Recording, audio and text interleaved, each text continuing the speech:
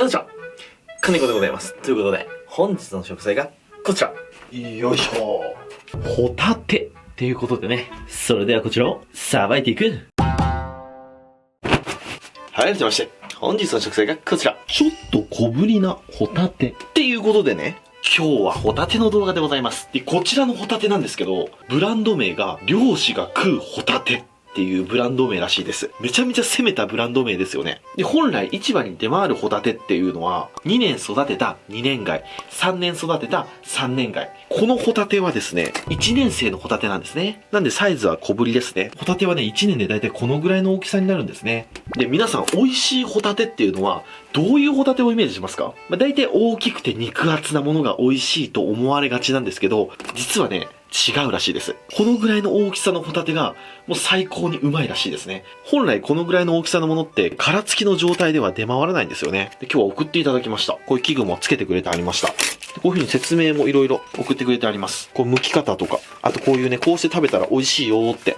うまそうだな、刺身と丼か。いいね。そしたらじゃあ今日はこちらの一年貝を使ってお刺身と丼と、あと僕バター焼きがすごい好きなんで、バター焼きも作りましょうか。こちらの3品作っていきたいと思います。気になるのは身の入りですよね。まずホタテを剥くときは、この平らな方ですね。平らな方から、こう器具を入れて貝柱まで行きます。で、貝柱を断ち切ります。ほんとね、この器具があると、ホタテめちゃくちゃ簡単にさばけます。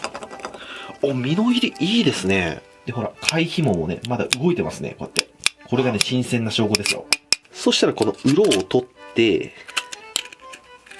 で、もう片方の貝柱も落として、ボウルに落とします。これちなみにバター焼き用ですね。で、今日はホタテ小さいので、バター焼きは、フライパンでまとめて作っちゃいますね。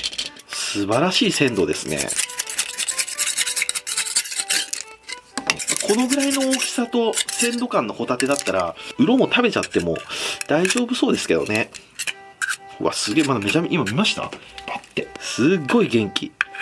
ただちっちゃいんで、ものすごく貝が鋭利ですね。これは軍手とかゴム手袋必須ですね。にしてもむちゃくちゃ入っとんな、これ。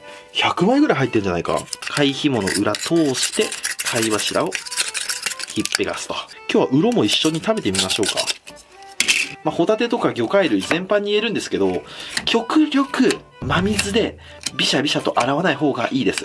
まあでもやっぱりね、砂とか噛んでる場合があるんで、普通ホタテはジャブジャブ洗うんですけど、ただこのホタテはね、綺麗に、もうなんか、滅菌消毒や洗浄がされてるみたいなので、水で洗わない方がいいみたいですね。さばいてる感じも砂噛んでる様子は一切ないので、このままいけちゃうよって感じですね。はい、とりあえずこれバター焼き用。で、お刺身用は少しさばき方変わります。途中までは一緒です。片方の貝殻を外します。で、この状態になったら、このお刺身で食べるとこはこの貝柱ですね。なので、貝柱以外の部分を、この段階でひっぺがしてしまいます。こういう感じですね。で、貝柱だけがついてる状態になったら、あとは貝柱を外しますと。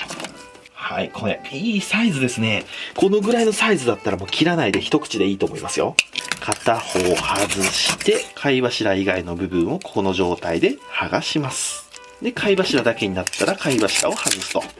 こんな感じ。さあ、これをどんどんやっていきましょうか。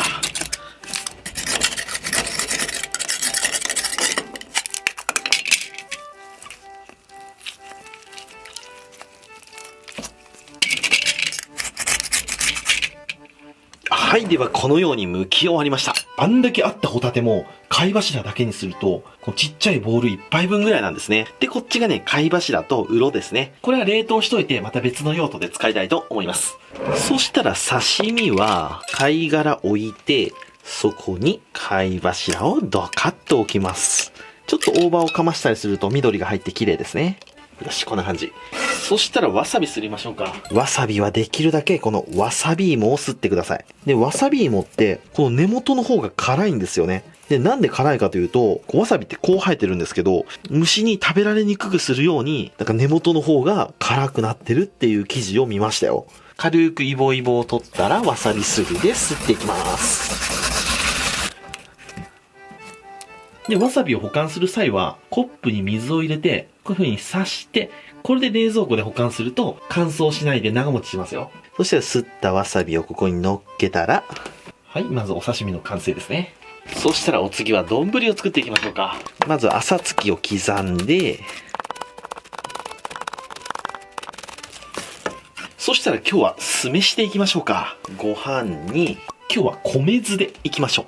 米酢を入れて、で、お砂糖で甘みをつけて、で、お塩で締めると。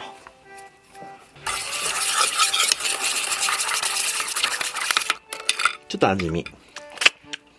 バッチリ。そしたら、作った合わせ酢をご飯にかけて、酢飯を作っていきます。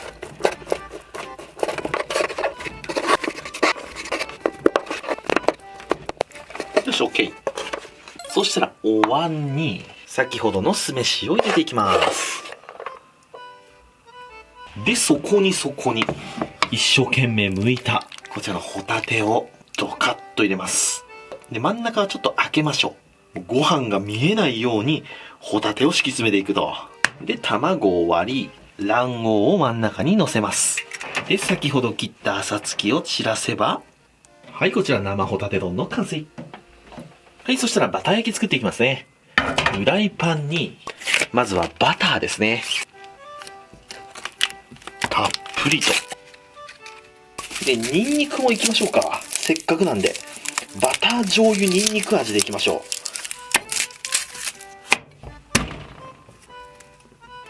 すごい大きい芽が出てきましたね。ニンニクの中からニンニク出てきた。そしたらみじん切りにしていきます。ち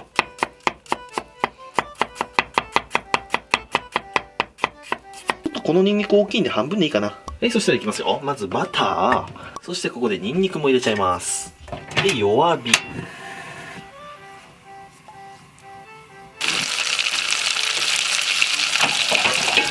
はい。で、バターが溶けてきましたら、そこにホタテを入れます。で、しっかりとバターを絡めて、火を通していきます。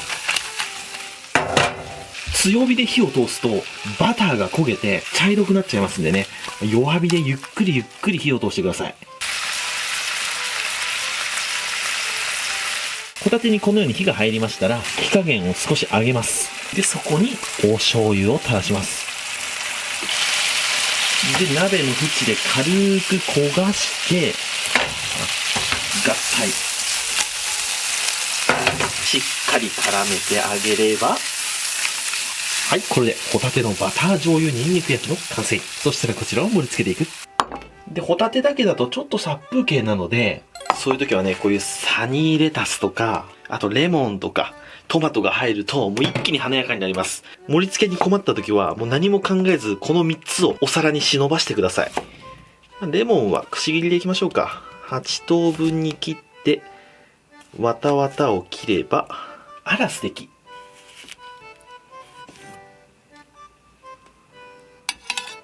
で、そこの空いてるところに、よし。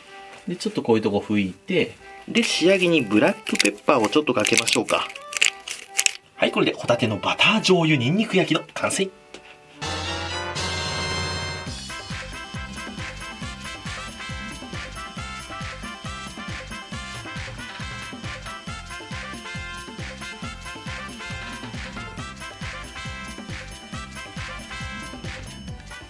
はい、じゃあ完成。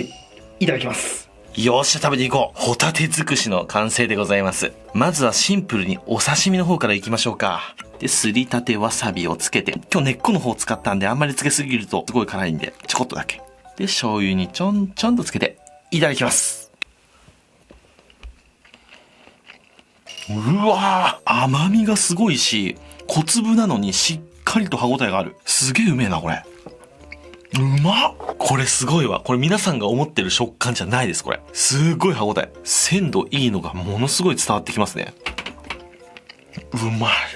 お次はこれ。丼いきましょうか。醤油をちょっとかけて、で、卵黄を割りまして、で、ホタテにかけて、で、ホタテと卵黄と酢飯を一緒に持ってこちら、いただきます。うまい。これは素晴らしい。ここの小粒のホタテを一粒丸ごと使うから、すごく食べやすいっていうのあるし、この口の中でホタテの繊維と酢飯がこう絡まり合って、なんとも言えないこの一体感、ハーモニーが醸し出されてますね。次これ行きましょうか。結構傑作だと思います、これ。色がついてない方から行きましょうか。いただきます。まっ。これね、相当うまい。むちゃくちゃ上手にできましたね。やっぱり強火じゃなくて弱火で、ゆっくり火通してあげるっていうのがポイントでしたね。じゃあ次、色がついた方、この黒いところですね。これも一緒にいただきます。うまい。あ、色取らなくていいわ、これ。あんだけ息が良くて、このぐらいの大きさのホタテは、ついたままの方が、ボリュームも出るし、ここね、新鮮だと、うまいんですよね。古くなってくると、こう、ちょっとね、臭みが出てくるんですけどね。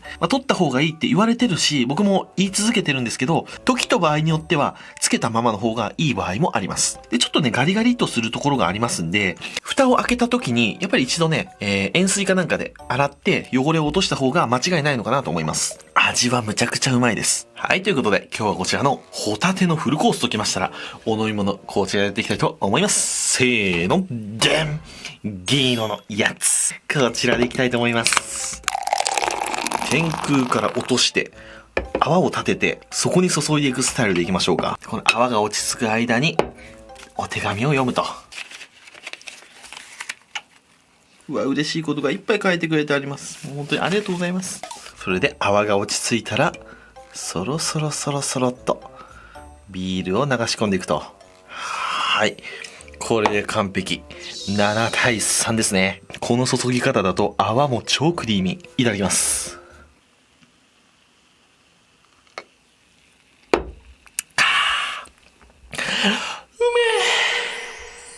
ここの相性がやばすぎ。それじっくり食べていくよ。ごちそうさまでした。ということで、今日はなかなか流通のしない1年もののホタテを使って、焼きと丼と刺しでいけましたけど、どれも絶品でしたね。魚もそうなんですけど、なんか大きければ大きいほどうまい魚ももちろんいるんですけど、その逆で大きすぎても味が落ちるっていう魚もいるんですよね。例えばマダイなんかその典型的な例ですよね。ホタテもね、確かに食べ応えは大きい方が美味しいんですけど、味はね、あのぐらいの大きさが一番美味しいですね。皆さんも見かけることはまあそうないと思うんですけども、見かけた際はぜひぜひチャレンジしてみてはいかがでしょうか。というわけで今日はご視聴ありがとうございました。バイバイ。